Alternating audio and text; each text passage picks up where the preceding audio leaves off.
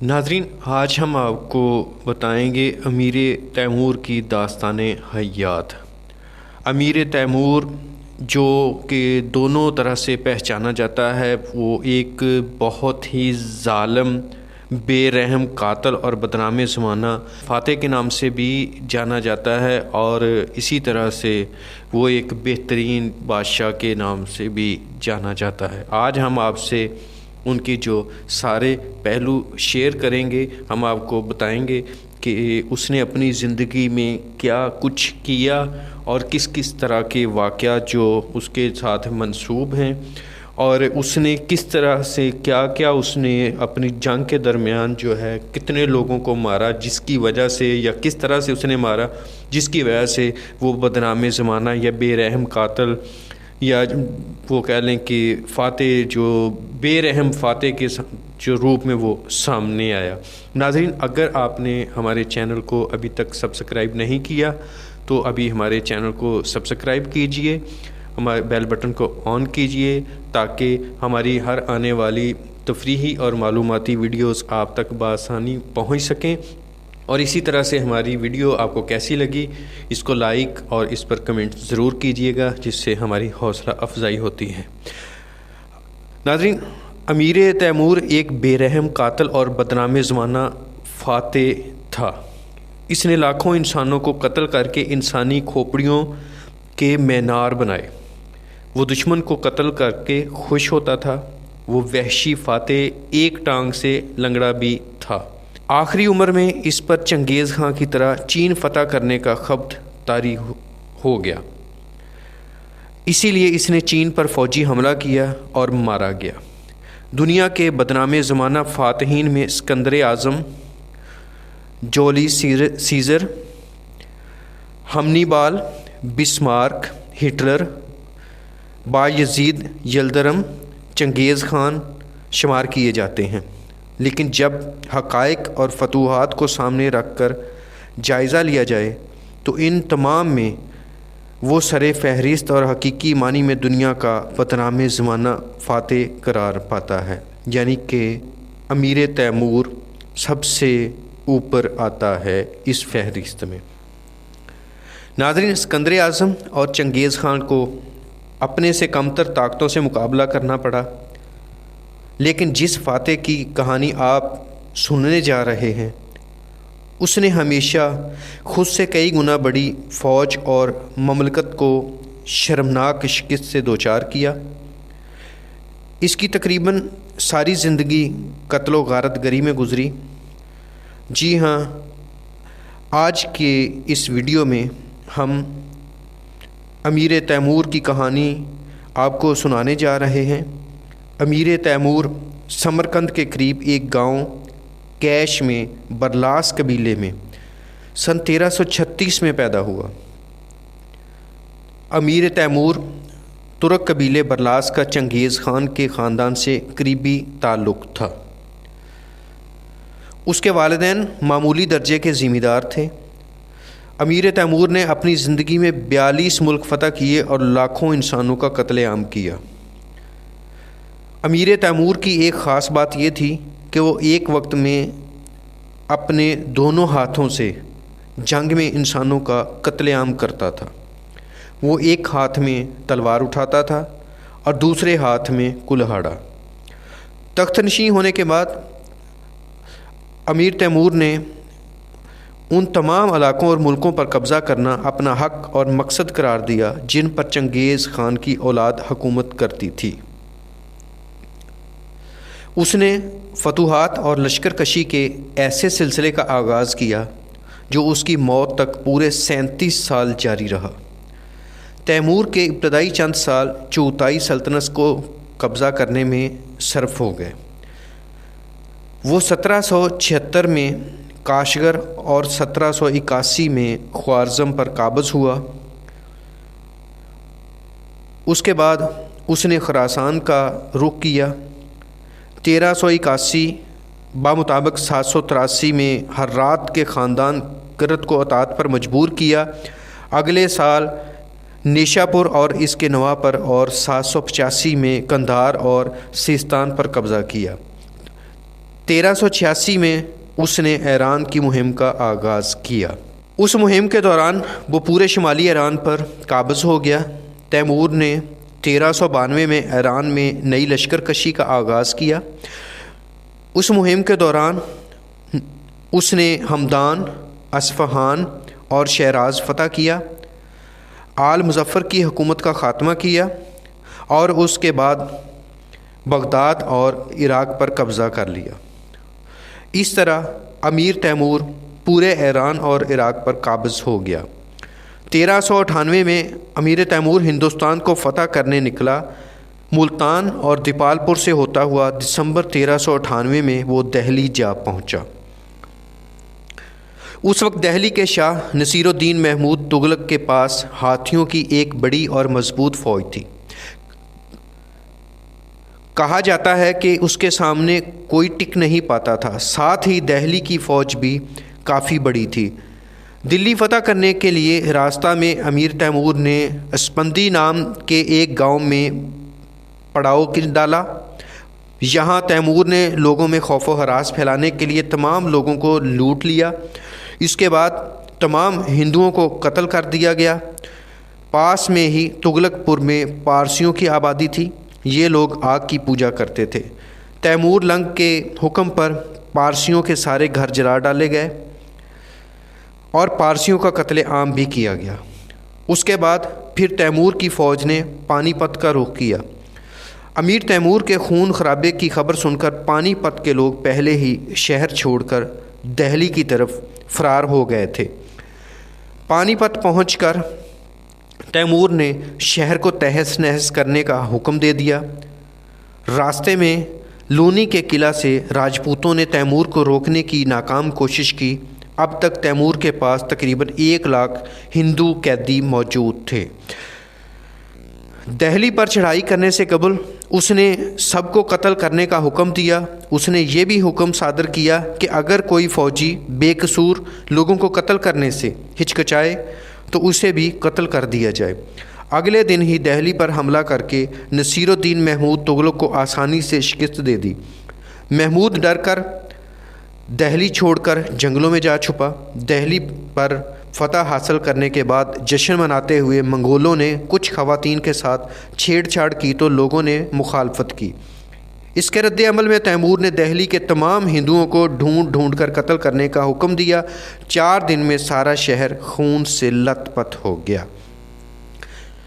ناظرین، دہلی کو فتح کرنے اور وہاں قتل عام کرنے کے بعد تیمور میرٹھ چلا گیا اور وہاں دریائے جمنا کی بالائی وادی میں ہندوؤں کے مقدس مقام ہردوار میں لوگوں کا یہ سمجھ کر قتل عام کیا کہ کافروں کو مار کر ثواب کمایا جا رہا ہے۔ 1399 میں تیمور سمرقند سے اپنی آخری اور طویل ترین مہم پر روانہ ہوا۔ تبریز پہنچ کر اس نے سلطان مصر کے پاس سفیر بھیجے جن کو قتل کر دیا گیا۔ چنانچہ تیمور سلطان مصر کی سرکوبی کے لیے روانہ ہوا۔ حلب، حما، حمص اور بلبک فتح کرتا ہوا دمشق پہنچا اور حسب دستور لوگوں کا قتل عام کیا اور شہر میں آگ لگا دی۔ اس دوران سلطان بایزید یلدرم نے ایشیائی کوچک میں تیموری علاقوں پر حملہ کر دیا۔ تیمور نے اختلافات کو خط و کتابت کے ذریعے حل کرنا چاہا، لیکن جب اس میں کامیابی نہ ہوئی تو اس نے سلطان بایزید یلدرم کی سلطنت عثمانیہ پر لشکر کشی کر دی۔ امیر تیمور نے ہزاروں سپاہیوں کو زندہ دفن کر دیا۔ سلطان بایزید یلدرم اس وقت قسطنطنیہ استنبول کے محاصرہ میں مصروف تھا۔ تیمور کے حملے کی اطلاع ملی تو محاصرہ اٹھا کر فوراً اناطولیہ کی طرف روانہ ہوا۔ انقرہ کے قریب 21 جولائی 1402 کو دونوں کے درمیان میں فیصلہ کن جنگ ہوئی، جو جنگ انقرہ کے نام سے مشہور ہے۔ بایزید کو شکست ہوئی، وہ گرفتار کر لیا گیا، لیکن تیمور اس کے ساتھ عزت و احترام سے پیش آیا۔ ناظرین، سمرقند واپس آنے کے بعد تیمور نے چین پر حملے کی تیاریاں شروع کر دیں۔ چین ایک زمانہ میں چنگیز خان کی اولاد کے قبضہ میں رہ چکا تھا، اس لیے تیمور چین پر بھی اپنا حق سمجھتا تھا۔ چین میں سردیاں شباب پر تھیں اور تیمور بوڑھا تھا، اوپر سے وہ شدید بیمار بھی۔ اسی دوران اس کی موت ہو گئی۔ 18 فروری 1405 کو وہ چین کے دریائے سیہون کے کنارے شدید سردی کے عالم میں سکتے کی حالت میں 70 سال کی عمر میں مر گیا۔ امیر تیمور کی بحیثیت ایک سپہ سالار حیرت انگیز صلاحیتوں سے انکار نہیں کیا جا سکتا، لیکن اس نے اس خداداد صلاحیت سے جو کام لیا وہ اسلامی روح کے خلاف تھا۔ ناظرین، امیر تیمور کی ساری فتوحات کا مقصد ذاتی شہرت اور ناموری کے علاوہ اور کچھ نہیں تھا۔ اس لحاظ سے وہ خالد بن ولید، محمود غزنوی، تغرل اور صلاح الدین ایوبی کے مقابلے میں پیش نہیں کیا جا سکتا۔ وہ انتقام کے معاملے میں بہت سخت تھا، مخالفت برداشت نہیں کر سکتا تھا۔ وہ مسلمان ہونے کے باوجود خون ریزی اور صفاقی میں چنگیز خان اور ہلاکو خان سے کم نہیں تھا۔ دہلی، اصفہان، بغداد اور دمشق میں اس نے جو قتل عام کیا، ان میں ہزاروں بے گناہ موت کے گھاٹ اتار دیے گئے۔ وہ انتقام کی شدت میں شہر کے شہر ڈھا دیتا تھا۔ خوارزم، بغداد اور سرائے کے ساتھ اس نے یہی کیا۔ حقیقت یہ ہے کہ اس معاملے میں منگولوں کی طرح وہ بھی اللہ کا عذاب تھا۔ ناظرین، امیر تیمور کسی شاہی خاندان کا رکن نہیں تھا، لیکن اپنی ذات سے البتہ وہ ایک شاہی خاندان کی بنیاد ڈال گیا۔ غارت گر تھا، ڈھانے اور گرانے والا تھا، مگر جب بنانے کی طرف راغب ہوا تو بے مثل عمارتیں اس نے تعمیر کرائیں۔ سکندر کی طرح بادشاہ کا لڑکا نہیں تھا اور نہ چنگیز کی طرح کسی لاؤ لشکر والے کا وارث۔ امیر تیمور کے بارے میں مورخین کے 2 گروہ ہیں۔ ایک گروہ نے اس کو شیطان کہا اور دوسرے گروہ کے مطابق اس جیسا عالی مقام اور عالی ظرف کبھی پیدا نہیں ہوا۔ ایک گروہ کے مطابق وہ ایک بے رحم قاتل، مکر و فریب میں استاد کامل اور عداوت و انتقام میں خدا کا قہر تھا، جبکہ دوسرے گروہ کے مطابق امیر تیمور ہمت و شجاعت میں یکتا تھا، اسی لیے سارے ایشیا نے اس کے سامنے سر جھکایا۔ ناظرین، تیمور اگرچہ دنیا کے بڑے لڑنے والوں میں سے بہت بڑا درجہ رکھتا ہے، لیکن بادشاہوں میں وہ بدترین بادشاہ تھا۔ لائق، بہادر تھا، فیاض تھا، لیکن شہرت کا خواہاں، سخت گیر اور ظالم تھا۔ اسی وجہ سے امیر تیمور کی سلطنت اس کے موت کے ساتھ ہی مٹ گئی۔ ناظرین، آثار قدیمہ کی ایک ٹیم نے سمرقند میں تیمور لنگ کی قبر کشائی کی تھی، جس پر معلوم ہوا کہ تیمور لنگ لنگڑا تھا۔ جوانی میں ایک جنگ میں وہ شدید زخمی ہوا اور دائیں پیر سے لنگڑانے لگا، اسی وجہ سے اس کا نام تیمور لنگ پڑ گیا۔ مغربی ممالک میں اسے اسی نام سے جانا جاتا ہے۔ تاریخ کا مشہور ترین بادشاہ جس کی قبر پر لکھی تحریر میں سے اسے کھولنے سے منع کیا گیا تھا، لیکن اس کے باوجود قبر کھولی گئی، تو اس دن کیا ہوا، ایسی داستان کہ جان کر آپ کے لیے بھی یقین کرنا مشکل ہو جائے گا۔ ناظرین، امیر تیمور کے مزار پر تحریر تھا کہ جب میرے مردہ جسم کو اٹھایا جائے گا تو زمین کانپ اٹھے گی۔ اس تحریر کو نظر انداز کرتے ہوئے 1941 میں روس کے 2 ماہرین علم بشریات نے امیر تیمور کی قبر کشائی کر ڈالی۔ تاریخ دانوں کے مطابق اندر ایک اور تحریر ملی جو کچھ یوں تھی: جو شخص میری قبر کو کھولے گا وہ مجھ سے بھی خوفناک حملہ آور کو کھول دے گا۔ جس روز دونوں ماہرین نے امیر تیمور کی قبر کشائی کی، اسی روز جرمنی کے ایڈولف ہٹلر نے روس پر تاریخ کا سب سے بڑا فوجی حملہ کر دیا۔ ماہرین نے نومبر 1942 میں امیر تیمور کی باقیات کو دوبارہ اسلامی طریقے سے دفنا دیا اور اس کے کچھ دن ہی بعد روس کو ہٹلر کے مقابلے میں فتح مل گئی۔ امیر تیمور کی باقیات کے تجزیے سے ثابت کیا کہ وہ لنگڑا تھا، اس کا دایاں بازو بھی زخموں کی وجہ سے شل اور کمزور ہو چکا تھا اور دائیں ران کی ہڈی براہ راست گھٹنے کے ساتھ جڑی ہوئی تھی، جس کی وجہ سے وہ اپنی ٹانگ کو سیدھا نہیں کر سکتا تھا۔ ماہرین نے امیر تیمور کی کھوپڑی اور چہرے کی ہڈیوں سے اس کے چہرے مہرے اور شکل و شباہت کا بھی اندازہ لگایا۔ ماہرین نے دریافت کیا کہ امیر تیمور کو وضع قطع کے حساب سے منگول نسل سے تشبیہ دی جا سکتی ہے، یعنی کہ وہ منگول نسل جیسا ہو سکتا تھا، وہ جنوبی سائبیریا کے منگولوں کی طرح نظر آتا تھا۔ ناظرین، تاریخ میں دو سلطنتیں تیموری سلطنت کہلاتی ہیں، جن میں سے پہلی امیر تیمور نے وسطی ایشیائی اور ایران میں تیموری سلطنت کے نام سے قائم کی، جبکہ دوسری ظہیر الدین بابر نے ہندوستان میں سلطنت مغلیہ کے نام سے قائم کی۔ جب تیمور نے ایران فتح کیا تو اس نے فارسی کے مشہور شاعر حافظ شیرازی کو بلایا اور ان کا ایک شعر دہرا کر پوچھا کہ کیا یہ آپ ہی نے کہا تھا کہ میں اپنے محبوب کے رخسار پر خوبصورت تل کے عوض سمرقند اور بخارا کو قربان کر دوں گا؟ جواب میں حافظ شیرازی نے کہا، ہاں اے شاہ شایاں، یہ شعر میرا ہی ہے۔ امیر تیمور نے فارسی کے اس عظیم شاعر کو کہا کہ میں نے تو تلوار کے زور سے بڑی مشکل سے سمرقند کو فتح کیا تھا اور اس کے بعد شہر فتح کر رہا ہوں، مگر تم تو اس سمرقند کو شیراز کی کسی معمولی چھوکری کے رخسار پر تل کی خاطر قربان کرنے کے لیے تیار ہو۔ حافظ شیرازی چند لمحے خاموش رہے، پھر مسکرا کر بولے، اے امیر، ایسی ہی غلطیوں کی وجہ سے آج افلاس کا شکار ہوں۔ حافظ کی حاضر جوابی پر تیمور ہنس دیا اور شاعر کو انعام و اکرام دے کر رخصت کر دیا۔ تیمور صرف ایک فاتح نہیں تھا بلکہ علم و ادب سے گہرا شغف رکھنے والا انسان بھی تھا۔ ایران کو فتح کرنے سے قبل اسے ایران کے شاعر حافظ شیرازی کے بہت سے اشعار یاد تھے۔ وہ خوش آمدیوں کے ساتھ وقت ضائع کرنے کی بجائے اکثر اوقات ابن خلدون کے ساتھ بحث مباحثہ کرتا تھا۔ امیر تیمور کی اپنی خود نوشت تذکرہ تیموری کے نام سے مشہور ہوئی۔ اس کتاب میں تیمور نے یہ دعویٰ کیا کہ اس کی جنگ و جدل کا مقصد اللہ تعالیٰ کے دین اور شریعت محمدی صلی اللہ علیہ وآلہ وسلم کو فروغ دینا تھا۔ اس دعوے سے اختلاف کی گنجائش موجود ہے، کیونکہ تیمور نے بہت سی جنگیں مسلمانوں کے خلاف لڑیں اور ہزاروں نہیں لاکھوں مسلمانوں کو قتل بھی کیا۔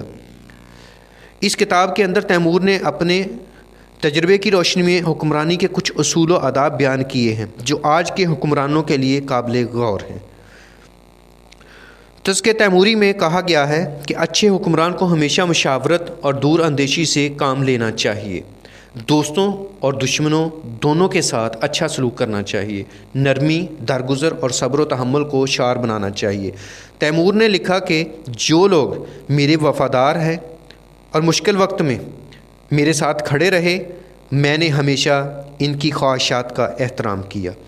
میں نے عوام کو عدل و انصاف دیا، نہ تو عوام کے ساتھ زیادتی سختی کی کہ وہ مجھ سے ناراض ہو جائیں، اور نہ ہی انہیں اتنی آزادی دی کہ وہ بے قابو ہو جائیں۔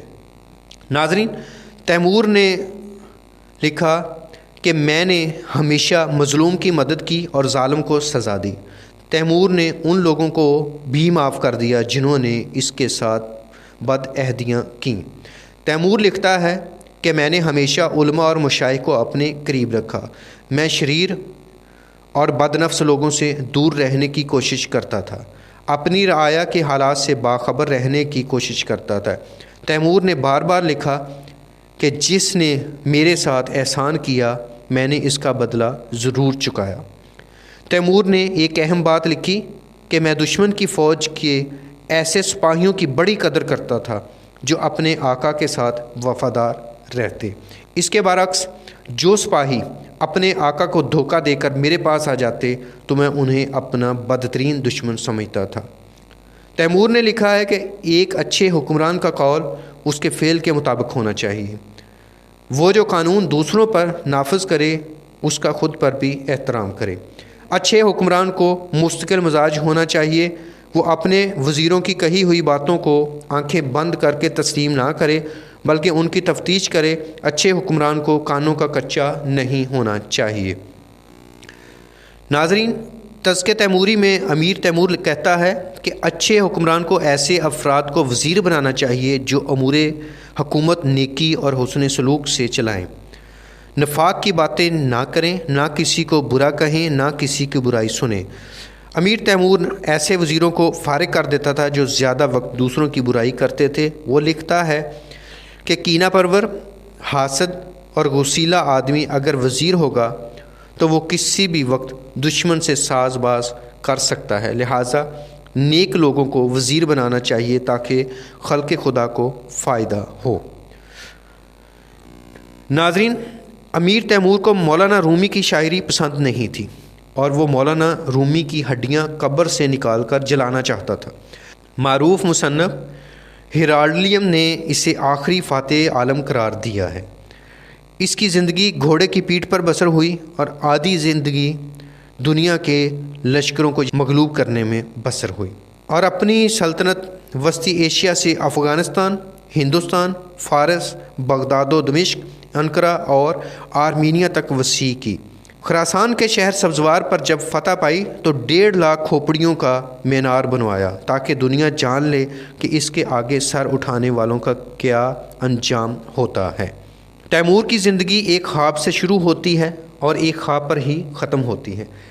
سمرقند اور بخارا پر تصرف حاصل کرنے کے بعد امیر تیمور نے ایک حیرت انگیز خواب دیکھا جس میں اسے آسمان میں معلق ایک سیڑھی پر چڑھنے کی ترغیب دی جاتی ہے۔ جب وہ کئی زینے اوپر چڑھ چکا ہوتا ہے تو ایک غیبی آواز آتی ہے، کیا تو جانتا ہے کہ تو نے کتنے زینے طے کر لیے ہیں؟ تیمور نے جواب دیا، نہیں۔ پھر آواز آئی، تو جتنے زینے چڑھ آیا ہے یہ تیری زندگی کے شب و روز ہیں، البتہ تو جب تک زندہ رہے گا اوپر ہی جائے گا، کبھی نیچے نہیں آئے گا۔ لہٰذا ایک نصیحت یاد رکھ کہ ہمیشہ دانشوروں، علماء، صنعتکاروں اور شاعروں کا لحاظ رکھ، انہیں عزت و احترام کی نگاہ سے دیکھ، چاہے وہ تیرے مخالف ہی کیوں نہ ہو، اور ایسے لوگوں کو ہرگز تکلیف نہ پہنچا خواہ وہ تیرے دین کو نہ مانتے ہوں۔ تیمور نے اس نصیحت پر عمل کیا۔ وہ جس شہر کو تاراج کرتا وہاں لاشوں کے انبار لگا دیتا، لیکن وہاں کے ادیبوں، شاعروں اور دانشوروں کے گھروں کو جائے امان قرار دے دیتا تھا۔ ناظرین، ایک جگہ لکھتا ہے کہ میں مثنوی پڑھنے کے بعد مولانا روم سے متنفر ہو گیا، کیونکہ مولانا روم تمام مذاہب کو احترام دیتا تھا اور کسی مذہب کو کسی دوسرے پر فوقیت نہیں دیتا تھا، جبکہ میرا عقیدہ تھا کہ اسلام بقیہ تمام مذاہب سے برتر اور اعلیٰ ہے۔ جب میں کونیا میں داخل ہوا تو میرے ساتھیوں نے کہا کہ میں مولانا روم کی قبر ڈھا دوں اور اس کی ہڈیاں قبر سے باہر نکال دوں، لیکن میں نے اپنے آپ سے کہا، تیمور، ایک مردے کے ساتھ لڑائی بری بات ہے اور میں مولوی کی قبر ڈھا کر خود کو رسوا نہیں کروں گا۔ تیمور نے اپنی فتوحات سے کوئی فائدہ نہیں اٹھایا اور کوئی تعمیری کام بھی نہیں کیا۔